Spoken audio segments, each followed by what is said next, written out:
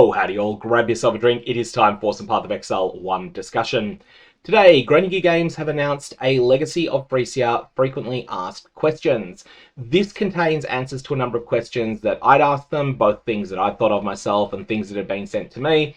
And on top of that, it also has 3 of the new Ascendancy classes. I'm only going to give the highest level overview of these new Ascendancy classes because they do deserve their own video each. And I think I'm going to be very busy for the rest of the week doing that because there's going to be a bunch more Ascendancy classes. A quick recap though, Legacy of Phrecia is going to be an event that is somewhat of a what if. What if Greinige Games had made very different decisions earlier in PathOfExile's lifespan? What if they decided to go with some of their now scrapped ideas for Ascendancies instead of the 19 that we know and maybe love?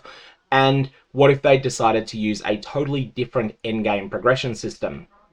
None of these are going to go core, but there will be ways to access them in the future through private leagues. So the first thing they've announced here is the 3 new Ascendancy classes. They'll get their own videos, but just firstly, the Daughter of Oshabi is a Ranger Ascendancy. It is based around making wand attacks, and it has a strong thematic tie to the Affliction content and the Asmiri. So that's one that we'll cover in a separate video. The Antiquarian is a marauder, but this is not a marauder that focuses necessarily entirely on brute force, but instead, this is a Karui collector. Someone who's picked up a whole bunch of relics from different places and has things like, for instance, the Kalguran armor, which allows you to turn some of the armor and evasion rating from your equipped body armor into ward, which is an interesting mechanic, and there'll be a lot of ways to build around this. Who knows, maybe someone will attempt to build a ward looper that is based around this Ascendancy. And then we have the most interesting of them all, the Surfcaster. Now, this is no joke. This is going to have rewards for equipping a fishing rod. As well as that, there's also a whole bunch of other things that probably reward even more using the unique chest piece Impulse's Broken Heart. In fact, Impulse's Broken Heart looks like it will be broken on the Surfcaster. This is a really, really strong looking Ascendancy. It will definitely get its own video, but it looks phenomenal. Also, if you're curious how you get a fishing rod, the way to get it is to equip the unique helmet Fairgrave's Tricon, and then that has a hidden mod on it that causes unique monsters to kill to have a very slim chance of dropping a fishing rod. You probably won't find one quickly, but if you do kill a lot of unique monsters, especially if you spec your, well, I'd normally say your Atlas, but if you spec your Scarabs around Rogue Exiles, if you spec your Idols around Rogue Exiles, then you'll find that you'll get there reasonably quickly.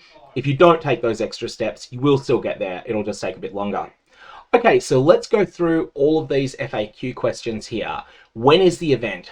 They are not yet ready to announce this, but they will be announcing it soon. Now, reading between the lines, my take here is that this means that they have a target date they're going for, but they're not 100% certain they're going to make it, and so they're not going to announce anything until they are 100% certain. So that'll be once there's a couple of those project planning milestones have been passed, and those have been locked in, then at that point, they'll make the announcement. How powerful are the idols? What's the expected amount of juicing compared to the Atlas tree? Idols can be found as magic or rare items. They're unmodifiable, but each modifier is approximately 2 to 3 times the power of a corresponding Atlas tree node.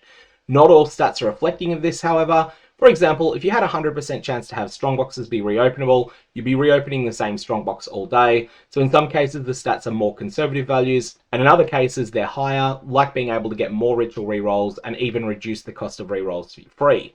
It is relatively difficult to describe the power balance between this system and the Atlas tree, but with a fully optimized set of idols, you could easily have more than 3 times the amount of different content, or over 3 times the power of one type of content. So in short, this feels like it's going to be something where they've kept in mind that certain modifiers have escalating returns. Those ones are going to be balanced a bit more conservatively, but for everything else, it's probably going to be one of the more crazy events that we've seen. How do idols drop, and how often are we expected to find an idol? The idols are in the core drop pool. They'll start dropping at endgame. They completely scale with juicing, and there is also a static drop chance of 50% for them to drop from the final map boss in maps in order to alleviate randomness. It's not intended you're at the whims of randomness to find them, as they're the gateway to fun. As you get further into endgame and start applying more juice to your maps, you'll find more and more of these, certainly getting to the point of getting many per map. One that I think will relieve a lot of players is the idol system replacing the Atlas tree. Only during this event. It's an old throwaway idea we didn't think would be good enough to replace the Atlas tree. For this event, we wanted to create an almost alternate reality Ray class vibe, and thought this would be interesting to experience alongside the alternate Ascendancy class ideas also. After this event, we'll be adding the alternate ascendancy classes and alternate endgame idols to the private league list so players can have leagues with just one or just the other at their leisure. But for the moment, you can either choose to have neither of them or both of them, depending upon whether you prefer to play in Settlers League, or for that matter, Standard League, or whether you prefer to play in this event.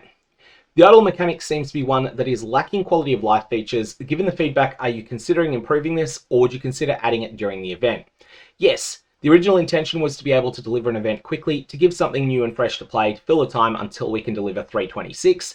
Given the popularity and feedback for this event, we've decided to develop these ideas further, so we're currently, at the time of writing this, implementing a loadout system for the idols. Hopefully this will be ready in time for launch, but if not, it will be added shortly into the event.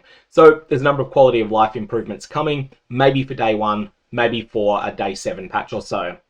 Is there a meta system to the idle mechanic? Now what they're saying here with meta system is there going to be a system where you have more and more access to the idle mechanic as you get further through progression? Yes, initially there are lock slots, similar to relics from the Sanctum. You can unlock these slots by completing the same content that unlocks favored map slots. This will allow you to use the entire inventory and maximize your juice. You initially have access to 20 slots, and you can eventually unlock another 12 to get a total of 32 slots. Now, I think one of the earlier teasers showed 42, and so this means that the idols are a little bit weaker than had earlier been teased. The only ways that 32 realistically works, either this is going to be 36, a 6x6 square with 4 corners missing, or alternately, maybe it's a 4x8 or 8x4 rectangle. We'll find that one out. Are there going to be any rewards for participation in this event? Yes, there'll be a free cosmetic that you'll get. It'll be a full armor set, and they're currently considering having it be reach level 80 in order to attain all the pieces. So I think that's a goal that's designed around more casual players. Veteran players will hit level 80 on day 1 or day 2, but that's something that might take more casual players a week or 2 to get to. Very achievable goal for them, as well as something that veteran players will still get all of the rewards from. Is this content being used as testing grounds for future expansions or PathOfExile 2? Not at all. As mentioned, this was a throwaway development idea from the past. We have no current plans to use it for anything outside of being a future private league modifier. Now, all of that said, I do think that they should consider, if this works well, it might be better in PathOfExile 2. I think they should at least be open to that idea. If it works better than the current Towers endgame of PoE 2, and if it doesn't, then it remains just something as a little bit of a fun, silly idea that you could spec into with the idols. There are concerns 1 month isn't long enough. Would you consider running this event or some variant of it again, or perhaps extending the duration? We're completely open to running additional events in the future using these based upon your feedback. We're open to extending the duration to give players more time to experiment and find all the broken builds with the ascendancy classes, and give more opportunity to earn the armor set mentioned above. The intention here was to help fill the time until we can deliver the much desired and deserved expansion, so we can extend events and run more to fill that time until 326 is ready, so it depends on that. So basically, as I said here, it's quite likely that this will continue until perhaps 4 to 7 days before 3.26, which will be the point at which the Settlers League will close down. Now, this was one of the questions I asked. Atlas nodes that are close to the origin of the passive tree bias hard towards providing map sustain. Will there be anything similar to this in Legacy of Phrecia, such as low-level idols biasing hard towards map sustain? And they have decided to add implicit modifiers to the idols that grant X% increased chance to drop maps. This should mean that even if you find an idol that's completely useless for your strategy, you can still use it to sustain more maps until you're able to replace it with something that is better for you. I think that we'll find that finishing the Atlas is going to be a little bit trickier in this event than it normally is, mostly because Kirak missions are likely to be a bit more starved. We're not going to have that deterministic access to things like 6% chance to get a Kirak mission that you can get from the Commissioned Officer notable, and a few more percent Kirak mission replenished that you can get from speccing into playing that Tactician on the passive tree.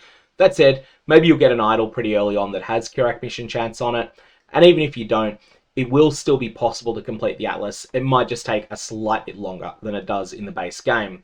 Will the effective Atlas blocker nodes, such as Black Thumb, your maps cannot contain harvests and cannot drop harvest scarabs, be available? Yes, these will be available, but they'll be available in the form of unique idols, which normally provide keystones, things like the Expedition Nuke. Will Legacy of Phrecia be parented to the Settlers League, to Standard, or to something else? It'll be parented to Settlers League. When your characters are migrated out of the League, their Ascendancy points are respec'd, and you'll be assigned one of the core Ascendancy classes. And then all you need to do is run any of the labyrinths, including the first one, and you'll then be able to change your ascendancy to whatever you actually want it to be. So if you start out as an Architect of Chaos, then you'll be able to respec into an Inquisitor, if that's what you want to be, just by running one of the labyrinths, even the first one. And you'll have access to all of your ascendancy points as soon as you touch that Labyrinth Divine font at the end. Given that this league is using Settlers League as a base, doing all the town upgrading again is becoming tiring. Can we make this more efficient? Yes, we'll be making early upgrades in particular cheaper in Settlers Leagues, including this event and the Core League, to streamline this process. Now, there are 2 pain points in this progression, in my opinion. The first one is all of the upgrades that require Verisium ore. So this is unsmelted Verisium ore. These can be real pain to get done.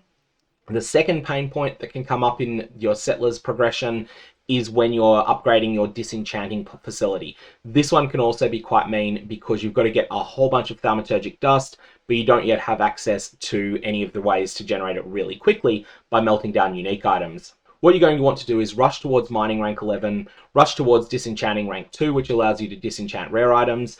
And then once you've done those 2 things, the first time that you get a Domination Scarab of Apparitions, which is the Elder Slayer aligned Shrine Scarab, once you get that, go and run it in your most juiced, highest tier map.